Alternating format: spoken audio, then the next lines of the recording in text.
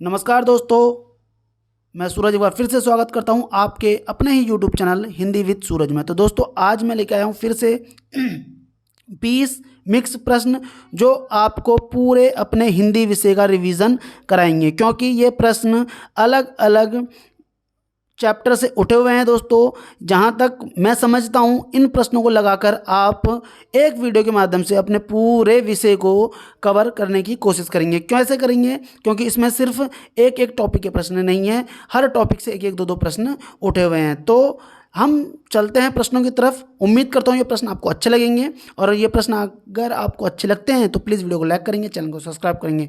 तो दोस्तों पहला प्रश्न देखते हैं, क्या बोल रहा है? तुरंत सोचकर निर्णय लेने वाला कहलाता है क्या? जो तुरंत सोचकर निर्णय लेने वाला क्या कहलाता है? किम कर्तव्यमूढ़, प्रति उत्पन्नमति, तत्परमति या आक्षु? फिर से रिपीट कर रहा हूँ विकल्प। किम कर्तव्यमूढ़, प्रति उत्पन्नमति, तत्परमति और आक्षु। तो दोस्तों उसका सही क्या उत्तर होने वाला है? प्रति उत्पन्नमति, तुरंत सोचकर निर्णय लेने वाला। किम कर्तव्य विमूढ़ जो होता है दोस्तों, किम कर्तव्य विमूढ़ के लिए एक शब्द होता है, देखो, जो निर्णय लेने में क्या हो? असमर्थ हो। क्या कहो? असमर्थ। निर्णय लेने में असमर्थ के लिए बोलते हैं किम कर्तव्य विमूढ़, मतलब कि क्या करें क्या ना करें इसके बारे में कुछ भी समझ में ना आना को बोलते हैं किम कर्तव्य विमूढ़। ठीक है दोस्तों, अब बढ़ते हैं अगले पॉइंट की तरफ। अब देखो इसमें तत्परमति आ रहा था, लेकिन इसके बारे में विकल्प हमें देखने को नहीं मिले। अगला प्रश्न देखते हैं दोस्तों। अच्छा प्रश्न है दोस्तों दूसरा। निम्नलिखित में से स्त्रीलिंग शब्द है? शिष्टाचार, तृष्णा, युग अवतार, द्विज। तो दोस्तों अब मुझे बताएंगे इसमें सही विकल्प क्या होने वाला है। अगर आपने शिष्टाचार दिखाया होता तो ये दिन ना आते। अगर आपने शिष्टाचार दिखाया होता तो ये दिन ना आते। ठीक है, तो ये क्या हो गया? पुरुषवाचक हो गया। द्विज, 2 बार जन्म लेने वाला। क्या बोल रहा है? 2 बार जन्म लेने वाली नहीं, 2 बार जन्म लेने वाला। तो क्या हो जाएगा? ये देखो पुल्लिंग हो गया ये भी। अब देखो इधर युग अवतार, युग का अवतार लेने वाला। ठीक है। अब तृष्णा, तृष्णा क्या होती है दोस्तों? स्त्रीलिंग। तृष्णा क्या है? स्त्रीलिंग है। आगे बढ़ते हैं, तीसरा प्रश्न की ओर बढ़ते हैं। निम्नलिखित में से आकाश का पर्यायवाची शब्द नहीं है? अभ्र, व्योम, अनंत, दृग। देख लो कैसा प्रश्न डाला इन्होंने कि निम्नलिखित में से आकाश का पर्यायवाची शब्द नहीं है। अभ्र, व्योम, अनंत, दृग। तो ये दोस्तों ये तो देखते ही बनने वाला प्रश्न है। तो उसका सही उत्तर क्या है? दृग। क्योंकि दृग किसका होता है दोस्तों? चक्षु का। अब चक्षु किसका होता है दोस्तों? नेत्र का। अब नेत्र किसका होता है दोस्तों? अक्षी का, है ना। और अक्षी किसका होता है दोस्तों? आँख का। तो ठीक है, तो सारी बात किसकी थी? आँख के सारे पर्यायवाची थे। आगे बढ़ते हैं, देखो अगला प्रश्न। निम्नलिखित में से ध्यानपूर्वक है निपात अव्यय, समुच्चय बोधक अव्यय, संबंध बोधक अव्यय या क्रिया विशेषण अव्यय। अब इधर देखो, अगर मैं तुमसे बोलूं राम, राम ध्यान पूर्वक पढ़ता है। राम ध्यान पूर्वक पढ़ता है। अब ये बताओ उसकी क्रिया क्या है? पढ़ता। अब पढ़ने की विशेषता क्या है दोस्तों? क्रिया विशेषण। देखो पढ़ता है कैसे, मैं देखो यहाँ पे लिख देता हूँ, राम ध्यान पूर्वक पढ़ता है। देखो पढ़ना तो क्रिया है। अब क्रिया की विशेषता क्या है? क्या? ध्यान पूर्वक। क्रिया की विशेषता क्या है कि वो ध्यान पूर्वक पढ़ रहा है। तो क्या हो जाएगा दोस्तों? ये क्रिया विशेषण इसका आंसर था। ध्यान पूर्वक क्या है? क्रिया विशेषण। अगला प्रश्न आ रहा है, देखो कैंची शब्द है? अरबी, पुर्तगाली, अंग्रेजी, तुर्की। कैंची शब्द कैसा है दोस्तों? बताएंगे तो तुर्की भाषा का शब्द है। तुर्की में देखो बीबी आता है, बेगम आता है, चोगा आता है, बहादुर आता है, ताश आता है, आपका गलीचा आता है, कूली आता है, खच्चर आता है, दरोगा आता है, आपका तोप आता है, तोपची आते हैं, बारूद आते हैं, सुराग आते हैं, कैंची होती है इसमें, तमंचा आता है इसमें, तगमा होता है इसमें, और क्या हो सकते हैं? सराय होता है इसमें, ठीक है, किस में बात कर रहा हूँ मैं सब दोस्तों? तुर्की की बात कर रहा हूँ। अंग्रेजी में तो सबसे अच्छा मुझे एक ही शब्द लगता है, लालटेन, जो कंफ्यूज कर सकता है तुम लोगों को, लालटेन। और कई किताबों में अस्पताल को भी दिखाता है ये, कि अस्पताल भी कैसा है, अंग्रेजी भाषा का शब्द है। पुर्तगाली की अगर हम बात करते हैं तो देखो दोस्तों, कर्नल, ठीक है दोस्तों, कर्नल, ठीक है। कॉफ़ी, बोतल, और इसमें होता है गोदाम, चाबी, अलमारी, आलपिन, गोभी, पपीता, काजू, नीलाम, काज, आया, स्त्री, ये स्त्री वाली नहीं, वाली स्त्री है, सॉरी, स्त्री, फीता। तो सारे शब्द कैसे दोस्तों? पुर्तगाली। अरबी भाषा की बात करते हैं, औरत, आदमी, अदालत, किताब, कलम, मुहावरा, तारीख, अदालत, ठीक है, इत्र, कब्र। तो सारे दोस्तों किस भाषा के थे? अरबी भाषा के शब्द थे। आगे बढ़ते हैं, देखो शब्द में अगला प्रश्न की तरफ बढ़ते हैं। छठा प्रश्न, दारुण शब्द का अर्थ है, क्या बोल रहा है? दारुण। दारुण का मतलब पता क्या होता है? देखो दोस्तों, निर्दयी। यार ये बड़ा दारुण व्यक्ति है, ये बड़ा निर्दयी व्यक्ति है। भयंकर, कमजोर, भारी, हल्का, इसे ना कठोर भी बोलते हैं, दारुण को बोलते हैं कठोर। तो दोस्तों उसका सही विकल्प क्या होने वाला है? भयंकर। दारुण का मतलब क्या हो जाएगा? भयंकर। आगे शब्द आ रहा है देखो, फ्री का नंबर, ठीक है दोस्तों, सातवां प्रश्न, फ्री का नंबर, लेकिन अच्छा शब्द है ये, अन्वय, ठीक है दोस्तों, क्या आ गया? अन्वय। देखो जब य और व के बीच में, य और व के आगे एक छोटा वर्ण आता है तो वहाँ पे 90% से ज़्यादा चांस होते हैं आपकी कौन सी संधि हो? यण संधि हो। कौन सी संधि हो दोस्तों? यण संधि। तो अन्वय में कौन सी संधि? यण संधि। पहले तो इस चीज को ऐसे समझ लो। और यो बनता है कैसे दोस्तों? ई प्लस ओ से बनता है, ई प्लस ओ से बनता है। तो ये बताओ जरा सा, अन्वय, सॉरी यो की बात नहीं हो रही है ना यहाँ पे, तो यहाँ पे तो वो है, यहाँ पे तो वो है। वो कैसे बनता है? यो तो वैसे ही बनता है दोस्तों, ई प्लस ओ से, ठीक है, ई प्लस ओ से, लेकिन यहाँ पे क्या है? वो है, मैंने देखा नहीं। वो बनता कैसे? ऊ प्लस ओ से, ऊ प्लस ओ से, तो अनु प्लस अय। तो दोस्तों उसका सही उत्तर क्या हो जाएगा? अनु प्लस अय। ऊ प्लस ओ बराबर क्या होता है? वो, ठीक है। और देखो आधा नौ था, आधा नौ अन्न, और आगे लग गया ओ, तो क्या हो गया? अन्न, अन्वय।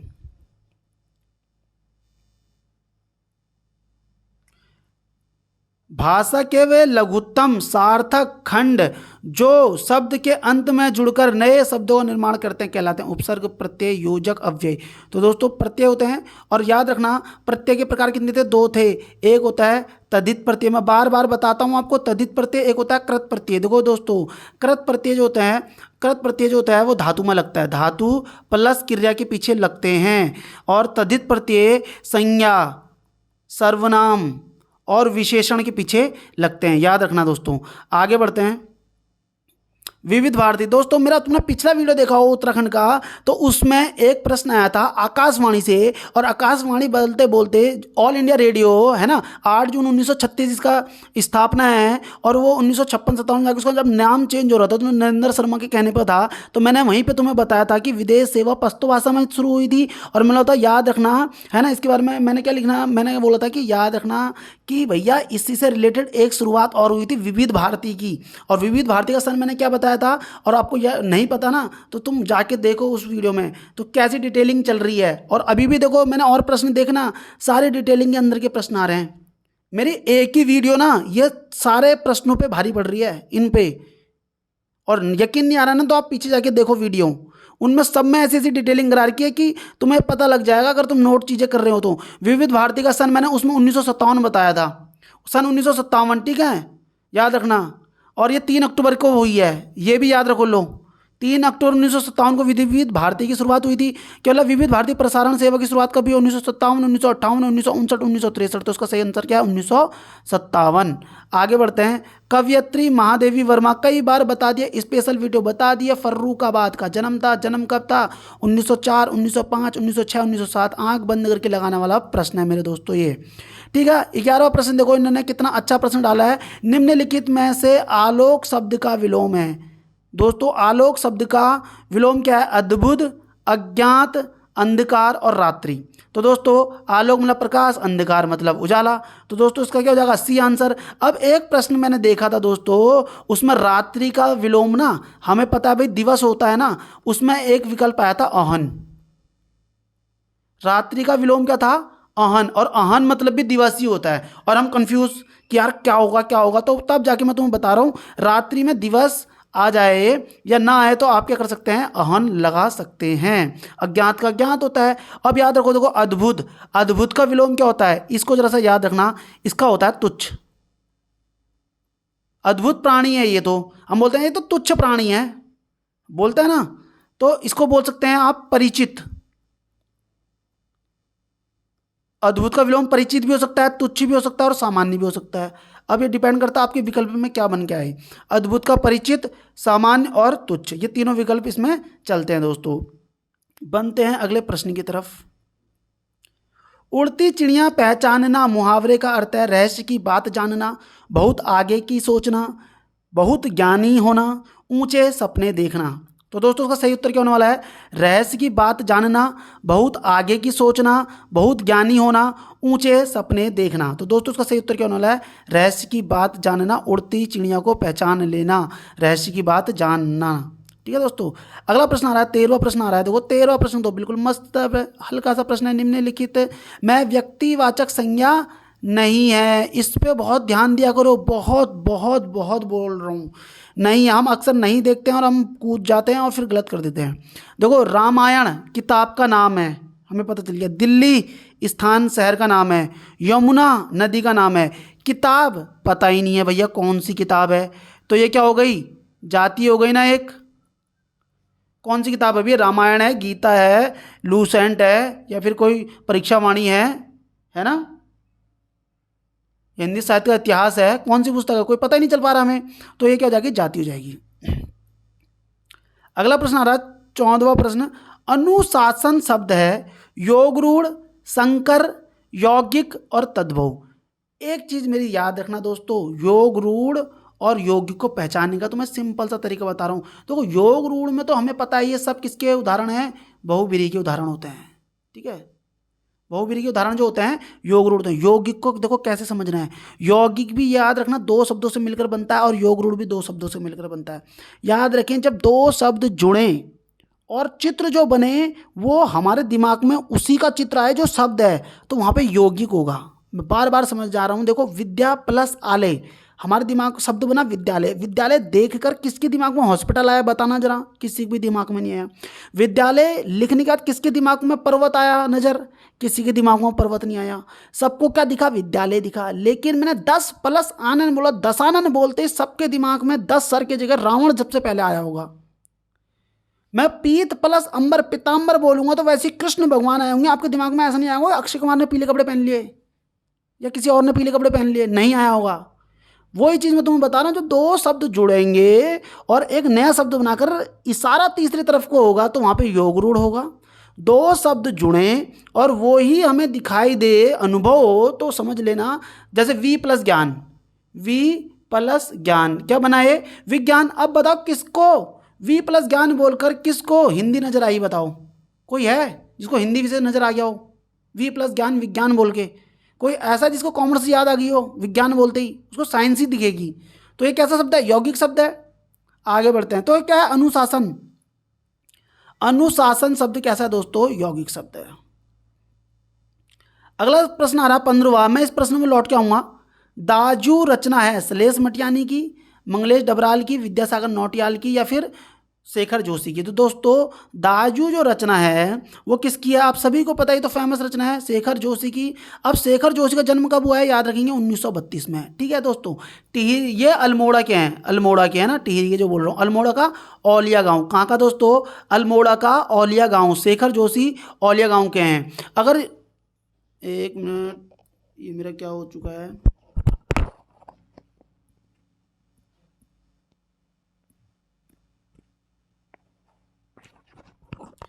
माफ़ करना जरा सा यार, वो फ़ोन हट गया था।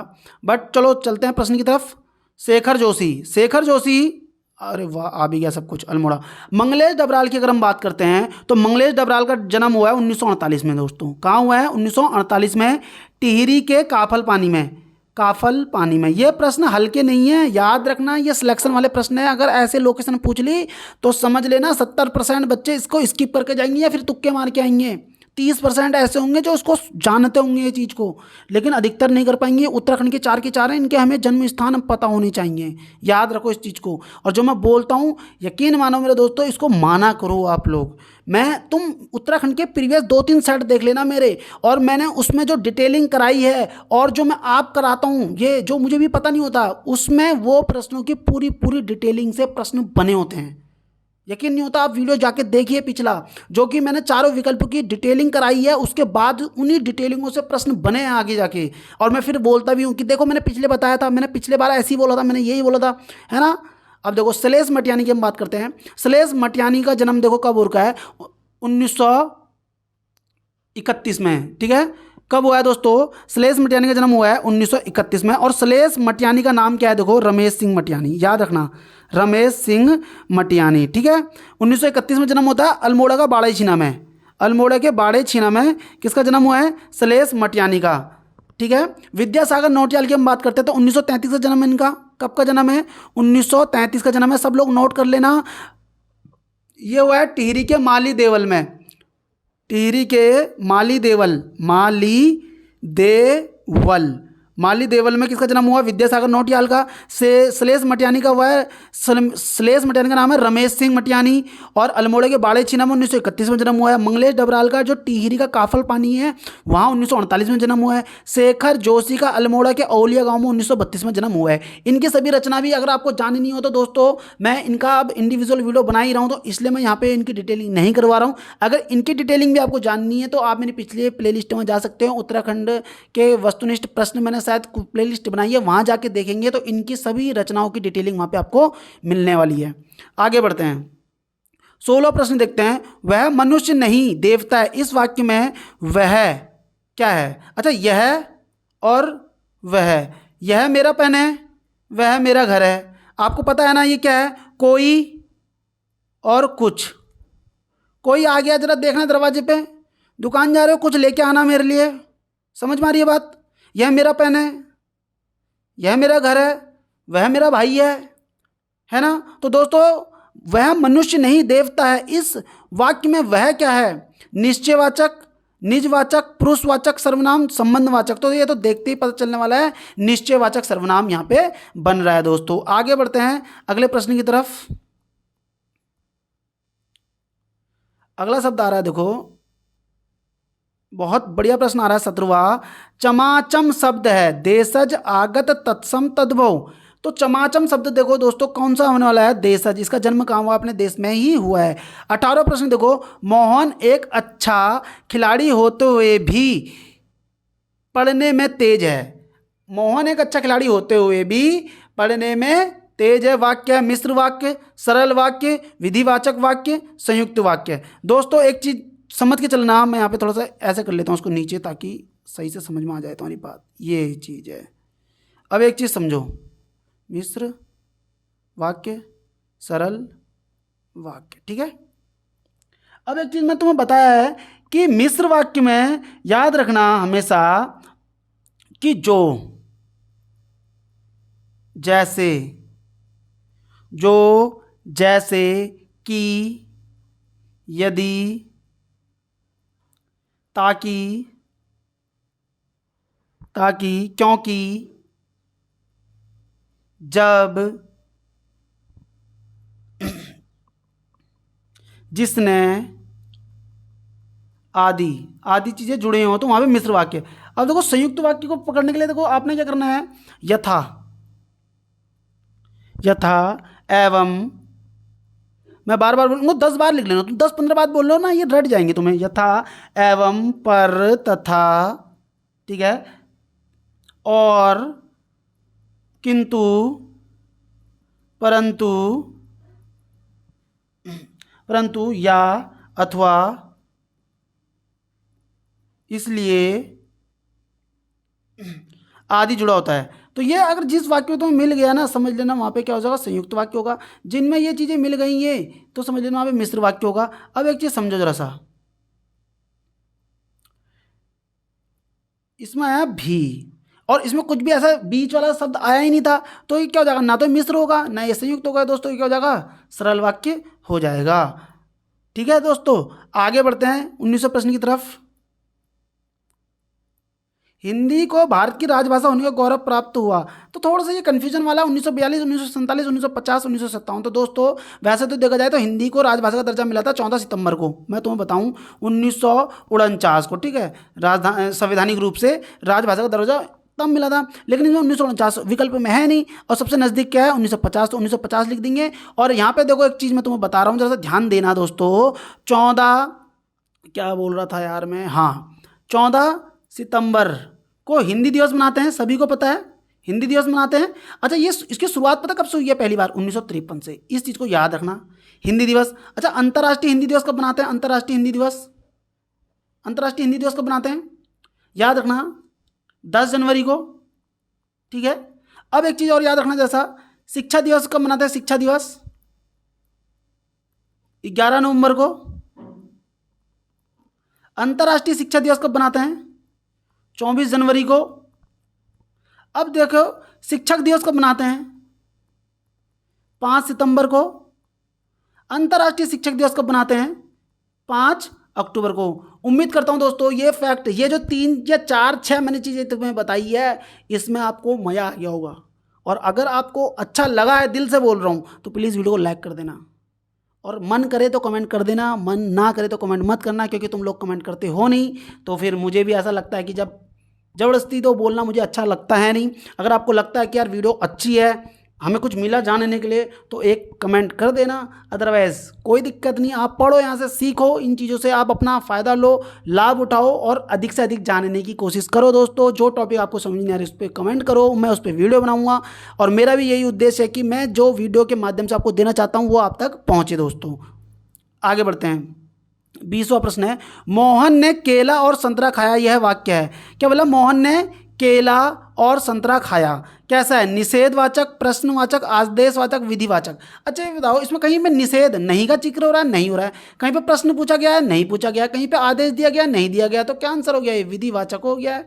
तो ये यहीं पे खत्म अपना 20 के 20 प्रश्न। उम्मीद है कि आप 15 से ऊपर गए होंगे, उम्मीद है आप 15 से ऊपर गए होंगे, कम से कम 16 17 तक तो पहुँचना ही पहुँचना चाहिए इन प्रश्नों में, 17 तक तो आ ही जाना चाहिए आप लोगों को, है ना।